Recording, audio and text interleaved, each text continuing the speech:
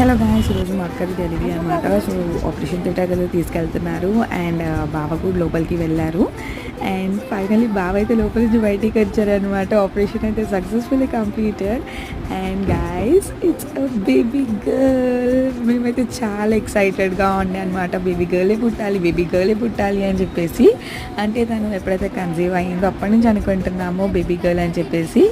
And finally most awaited moment అనమాట ఇది. And finally మేము అనుకున్నట్టే బేబీ గర్ల్ అయితే పుట్టేసింది. చాలా అంటే చాలా హ్యాపీ. అందరము కూడా వీడియో చూస్తుంటే తెలిసిపోతుంది కదా, ప్రతి ఒక్కరం చాలా ఎమోషనల్ అయిపోయాము.